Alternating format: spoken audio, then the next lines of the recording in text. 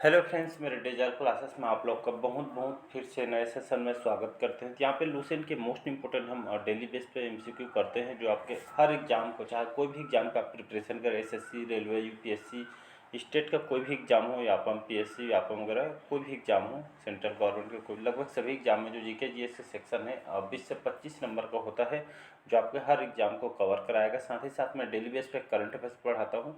आप daily base पे current affairs पढ़ना चाहते हो, डेली बेस पे आप पढ़ सकते हैं। साथ ही साथ मैं 6 मंथ के करंट अफेयर्स पे लाने वाला हूँ।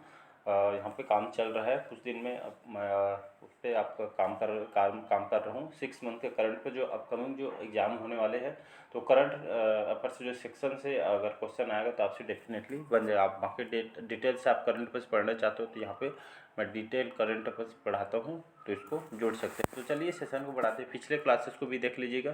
साथ ही साथ पहली बार आए तो चैनल को सब्सक्राइब करके रख लीजिएगा, ताकि जो नोटिफिकेशन है आप तक पहुंच पाए।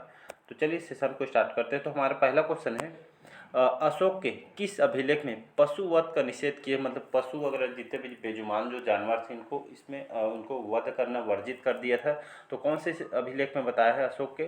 तो प्रमुख शिलालेख आपके पहला में ए, बी, सी या डी में, तो इसका जो करेक्ट आंसर हो जाएगा बी। तो इनके जो पहला जो शिलालेख है अशोक के, इनके 13 शिलालेख है, सभी को पता होगा। तो इनके जो प्रमुख जो पहला शिलालेख में, इनमें पशु वध के यहाँ पे निषेध कर दिया गया था। इन बेजुबान जो जानवर थे, इन लोग को पशु यहाँ पे वध करना वर्जित है। साथ ही साथ यहाँ पे जो होली जैसे बड़े बड़े त्यौहार थे, इसमें इसमें वर्जित कर दिए थे। ये आपके कौटिल्य के अनुसार ये आपको उनकी जानकारी से पता चलता है। तो इसको याद रखिए, बी ऑप्शन करेक्ट आंसर हो जाएगा। अगला क्वेश्चन देखते हैं। मौर्य प्रशासन के संदर्भ में मुख्य कोषागार अधिकारी किसे माना जाता था? तो मौर्य जो शासन काल, जो यहाँ पे जो प्रशासन होता था, जिसमें मुख्य कोषागार अधिकारी, मुख्य कोषागार जो अधिकारी, ये क्या होता है? तो मौर्य साम्राज्य के अनुसार जो राजस्व विभाग के या आपकी निगरानी करते थे, उसी को कोषागार अधिकारी कहा जाता है। तो आपके मौर्य प्रशासन में मुख्य कोषागार अधिकारी किसे माना जाता था? समाहर्ता को, पौरा को, सन्निधाता को, या आपके कर्मांतिका को? तो इसका जो करेक्ट आंसर हो जाएगा समाहर्ता, इसका करेक्ट आंसर हो जाएगा। तो आपके समाहर्ता राजस्व के मुख्य आपके संग्रह करते थे। ये आपके चाणक्य के अर्थशास्त्र से पता चलता है, जो मौर्य साम्राज्य की राजस्व विभाग की आपके इन लोग निगरानी करते थे। तो इसको याद रखिएगा, और ये आपका, तो इसका ए ऑप्शन करेक्ट आंसर हो जाएगा। तो इसको याद रखिएगा। अगला क्वेश्चन देखते हैं।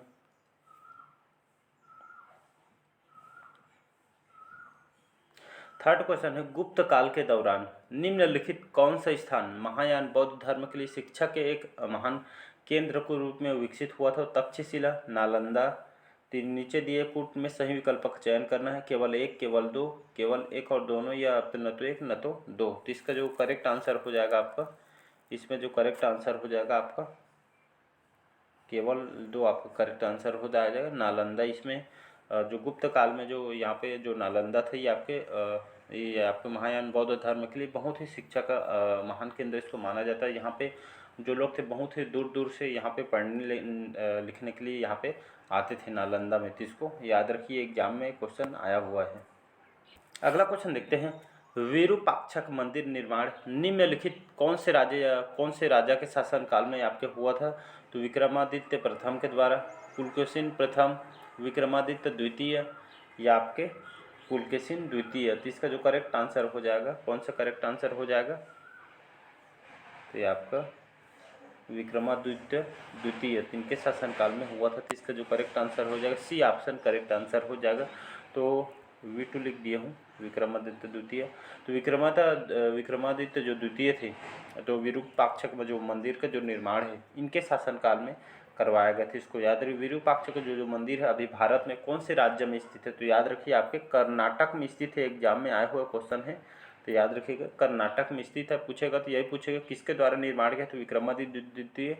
विरूपाक्ष मंदिर अभी कौन से राज्य में आता है? तो आपके कर्नाटक राज्य में आपका स्थित है, याद रखिए। साथ ही साथ विजयनगर जिले में आपका हम्पी भी स्थित है। तो इसको याद रखिए, ये भी एग्जाम में क्वेश्चन पूछा है, और खास करके ये आपका यूनेस्को जानते होंगे, तो ये आपके विश्व धरोहर स्थल में इसको यहाँ पे शामिल, तो इसको विश्व धरोहर स्थल में इसको सूचित भी किया गया। तो इसको याद रखिएगा।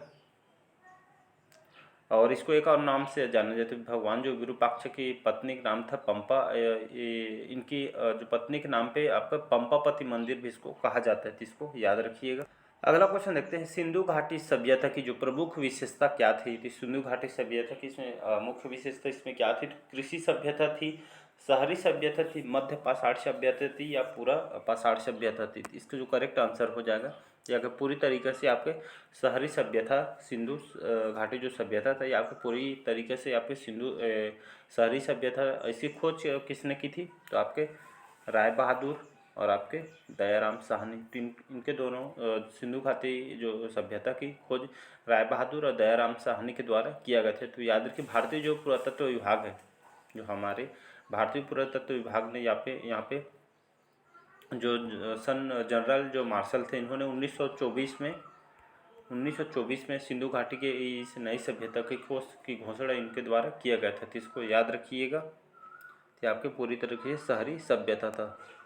अगला क्वेश्चन देखते हैं, अर्थशास्त्र के लेखक कौन थे। बिंबिसार, घनानंद, पुष्यमित्र या आपके कौटिल्य।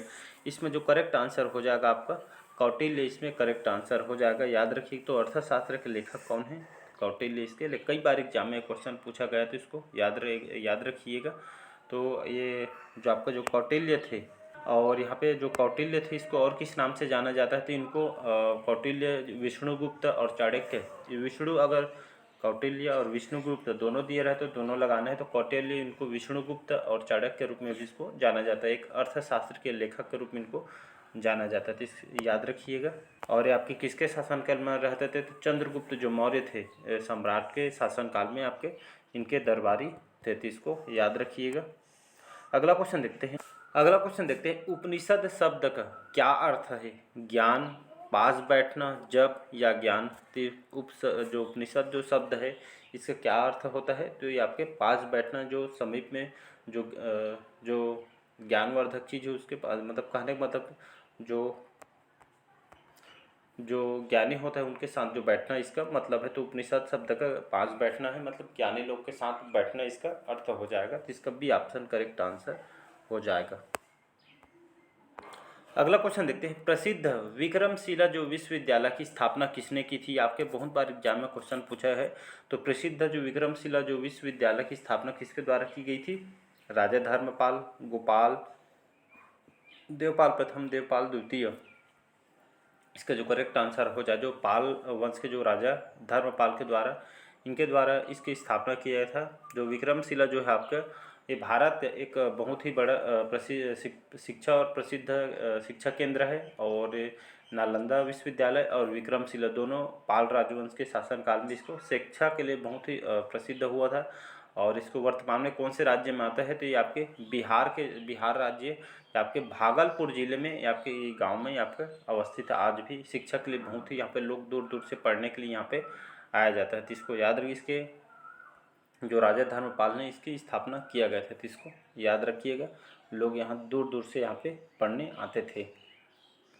कौन से राज्य में है, तो आपको आंसर में बिहार ले लेना है। अगला क्वेश्चन देखते हैं, किस वेद में तांत्रिक मंत्रों का उल्लेख मिलता है। ऋग्वेद में, सामवेद में, या यजुर्वेद में, या आपके अथर्ववेद में। तो इसका जो करेक्ट आंसर हो जाएगा अथर्ववेद करेक्ट आंसर हो जाएगा। डी ऑप्शन याद रखिएगा। तो अथर्ववेद में यहाँ पे जादू टोना, जादुई नियम वगैरह की इसमें बातें, यहाँ पे धार्मिक रीति रिवाज के बारे में अथर्ववेद में बताया गया है। तो इसको याद रखिए। सामवेद में क्या बताया गया है, तो सामवेद में संगीत के बारे में यहाँ पे बताया गया है। तो ये एग्जाम में क्वेश्चन पूछता है, तो इसको याद रखिए। सामवेद संगीत के बारे में इसमें बताया गया है। और बाकी ऋग्वेद और यजुर्वेद में, और आपका जो ऋग्वेद है, इसमें ऋग्वेद में जो भगवान के देवताओं की प्रार्थना वगैरह, इनमें इनकी स्तुतियाँ वगैरह, उनके बारे में स्थिति का वर्णन किया, जिसमें आपका चिकित्सा वगैरह के बारे में इसमें बताया गया है। तो इसको याद रखिएगा। और आपका यजुर्वेद, और आपका जो यजुर्वेद है, इसमें किसके बारे में बताया गया है, मतलब अग्नि के माध्यम से जितने भी भगवान देवता वगैरह है, मतलब दी जाने वाली आहुति के में बताया गया है। मतलब कैसे आपको यज्ञ के तंत्र मंत्र से कैसे यज्ञ को पूरा करना है, इसके बारे में बताया गया। तो इसको याद रखिएगा। अगला क्वेश्चन है मोस्ट इम्पोर्टेंट क्वेश्चन है, संस्कृत भाषा के प्रथम व्याकरण कौन थे। याद रखिए, संस्कृत भाषा का जो प्रथम व्याकरण कौन थे? कालिदास, कल्हड़, पाणिनि या मैत्रायणी? जिसका जो करेक्ट आंसर हो जाएगा पाणिनि करेक्ट आंसर हो जाएगा, याद रखिएगा। तो संस्कृत जो भाषा का प्रथम व्याकरण करता है आपके पाणिनि थी, याद रहे। पाणिनि द्वारा संस्कृत भाषा का पहला व्याकरणिक पाठ इनके द्वारा लिखा गया था। एग्जाम में बहुत बार क्वेश्चन पूछा है, तो इसके व्याकरणिक जो संस्कृत भाषा का जो पहला व्याकरण जो पाठ किसके द्वारा लिखा गया है? तो पाणिनि के द्वारा लिखा गया है। अब पाणिनि जो कि आपके प्राचीन भारत में एक संस्कृतज्ञ थे और व्याकरण के बहुत ही जाने माने विद्वान थे, तो इसको याद रखिए। इसका सी ऑप्शन करेक्ट आंसर हो जाएगा। अगला क्वेश्चन देखते हैं। अगला क्वेश्चन देखते हैं, निम्नलिखित में से किस स्थल से जोते हुए खेत के प्रमाण मिले हैं? कालीबंगन से, हड़प्पा से, मोहनजोदड़ो से या चंद्रहुदड़ो से? तो इसका जो करेक्ट आंसर हो जाएगा ये आपका कालीबंगन है, करेक्ट आंसर हो जाएगा। इसका ए ऑप्शन करेक्ट आंसर हो। जोते हुए जो खेत के प्रमाण मिले हैं कालीबंगन से, तो जो सिंधु घाटी जो युग है, यहाँ पे सिंधु घाटी युग के दौरान आपका जो कालीबंगन है, कालीबंगन जो आपके वर्तमान में कौन से राज्य में आता है? तो राजस्थान। तो वर्तमान में राजस्थान में कालीबंगन राजस्थान में आता है। तो जुते हुए खेत के जो प्रमाण या एक साक्ष्य जो है आपके कहाँ से मिला है? तो आपके राजस्थान के कालीबंगन में मिलता है। याद रखिए वर्तमान समय में राजस्थान में आपका स्थित है, तो इसको याद रखिएगा, जहाँ पे कृषि वगैरह के प्रमाण मिलते हैं। अगला क्वेश्चन देखते हैं, संगम युग के दौरान, याद रखिएगा जो संगम युग जब चल रहा था, इनके शासनकाल चल रहा था, तो संगम युग के दौरान रोमन व्यापार केंद्र कौन सा था? तो रोमन का जो व्यापार केंद्र कौन सा था? मुसिरी, पुम्फूर, मदुरई, अरिकमेडु? तो इसका जो करेक्ट आंसर हो जाएगा अरिकमेडु करेक्ट आंसर हो जाएगा। अरिकमेडु करेक्ट आंसर हो जाएगा। तो संगम काल के जान जो रोमन व्यापार केंद्र अरिकमेडु था, याद रखिएगा। इसका डी ऑप्शन करेक्ट आंसर हो, जहाँ पे जो अलग अलग देश के जो विभिन्न भागों में व्यापारिक जो जितने भी व्यापार जो केंद्र थे, यहाँ से जितने भी एकत्र यहाँ पे जो सामान वगैरह था, एक यहाँ से यहाँ पे बिजनेस के लिए व्यापार केंद्र इसको बनाया गया था, तो इसको याद रखिएगा। वर्तमान में आपके जो अरिकमेडु है आपके केरल राज्य के अंतर्गत ये आता है, जिसमें इसको व्यापारिक वस्तु मतलब बिजनेस के लिए इसको बनाया गया था, मतलब इसको याद रखिएगा। इसमें से जो यहाँ से बहुत सारे जो टुकड़े वगैरह कांच वगैरह कटोरे जैसे बर्तन वगैरह यहाँ से प्राप्त हुए हैं, तो इसको याद रखिए। जो इन लोग बिजनेस का व्यापार केंद्र इसको बनाया गया था, जो आपके केरल का समुद्री तट है, तो इसको याद रखिएगा। अगला क्वेश्चन देखते हैं। अगला क्वेश्चन देखते हैं, चीनी यात्री जो फायान था, एक चीनी यात्री था, चीन से आया हुआ था, चीनी यात्री फायान नाम को सुने होंगे। किस गुप्त राजा के शासनकाल में भारत ये आपके दर्शन के लिए आया था? तो चीनी यात्री फायान जो गुप्त राजा कौन से गुप्त राजा के शासनकाल में भारत आया हुआ था? तो ये आपके चंद्रगुप्त प्रथम, चंद्रगुप्त द्वितीय, कुमारगुप्त या समुद्रगुप्त? इसका जो करेक्ट आंसर हो जाएगा चंद्रगुप्त द्वितीय, याद रखिएगा। जो चंद्रगुप्त द्वितीय थे, तो इनके शासनकाल में ये आपके लगभग 5वीं शताब्दी में चीनी यात्री फायान भारत आया हुआ था, तो इसको याद रखिएगा। एक दार्शनिक थे जो चीनी यात्री भारत आया हुआ था। एक चीनी ये आपको कहा जाता है पहले चीनी बौद्ध यात्री थे, तो इसको याद रखिएगा। और आपका जो चीनी यात्री जो फायान था, इसके आने का उद्देश्य क्या था? तो ये आपके इसके आने का उद्देश्य यहाँ पे जितने बौद्ध स्थल हैं, जो आपके जो इनकी जो मूर्ति वगैरह बने थे, इसकी जानकारी लेना खोजने के लिए आया था।